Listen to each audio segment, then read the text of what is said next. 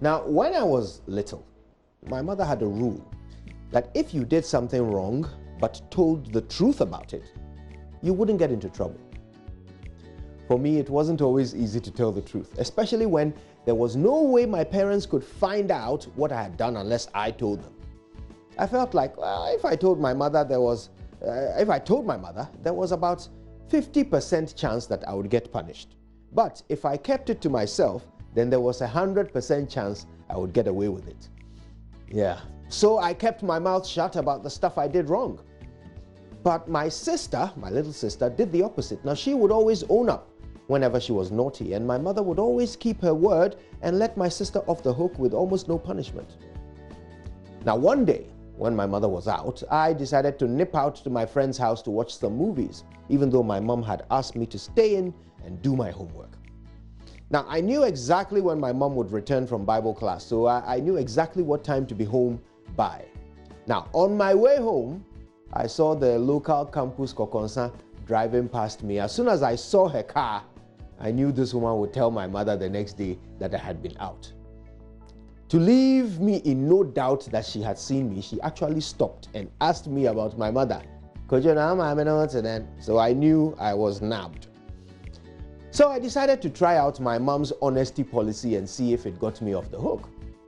As soon as my mother stepped through the door, I spilled my guts out, telling her how I had been bored and decided to go to my friend's house for a while before doing my homework. I finished off by saying I was very sorry.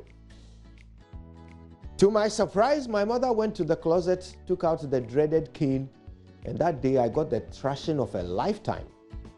Later, when I was back in my mother's good books, I went up to her and asked her, "So, Mommy, why did I get caned even though I owned up and was honest like you told us to be?" My mother said, "Kojo, I met Auntie Emilia on my way home.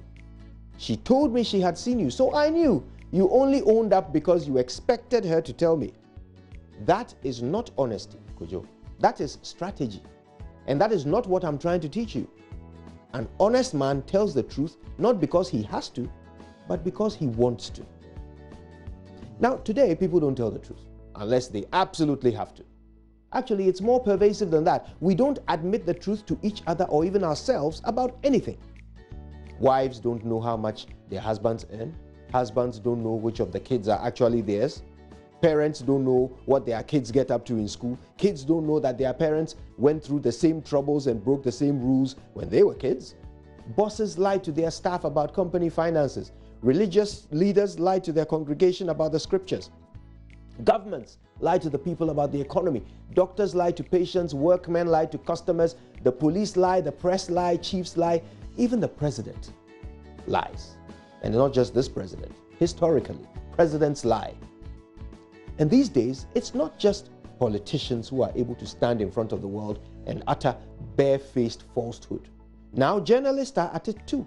I mean, how can two journalists go through the same experience and give two opposite accounts of it? How can one journalist say, "I was slapped by national security," and then with the same mouth turn around and say, "I was never touched by national security"? How can a journalist do this, knowing fully well that at least one of those statements is a bare-faced lie? How? And more importantly, why? I'll tell you why. Because they can get away with it. We all keep things from each other, and we create this web of deceit between us that covers up reality and forces young people to grow up with absolutely no concept of what happens in the real world, all because we all seem to be set to lie by default until we are forced to tell the truth. What my mother told me that day was the beginning of a certain enhancement of my understanding, which has gone a long way to shape who I am today. Today, I am also teaching my son that telling the truth is not a strategy, but a way of life. We've been so separated from reality by this layer of lies that has grown so thick that it threatens to smother honesty and render it extinct in our society. So here's the question. Is it too late? Is honesty dead? Do we have what it takes to bring it back? Maybe, see a new future of truth-telling? Maybe, maybe not. Perhaps this question is too big for any one of us to answer. Which of us is wise enough to predict the future of humanity? Well, the good news is that we don't have to. The destiny of the world is not in, in our hands. No, only our individual destinies lie within our control. So let's start with a personal choice. Let's choose honesty. Not for our own good, because like I say, often it's too late for many of us, but for those who are coming, those who are watching us, looking up to us for the examples they will follow for the rest of their lives.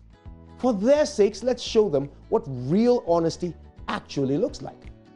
Of course, it'll be difficult. Of course it will, but they are worth it. So suck it up and stick it out. It's not what you're used to, so you will suffer a little bit, I agree. There will be embarrassment, there will be criticism, there will be general discomfort and even financial loss when you make this decision to always be honest. It will cost you, but in the end it will benefit the world and even you yourself in the long run. As with all improvement, change is necessary. This change is not up to the government or up to your leaders or up to the system or any other forces that we often pass our responsibilities on to. This change is down to us. My name is Kojo Yankson, and honesty will only return to our society one person at a time, starting with you. So, what are you going to do about it? Good morning, Ghana.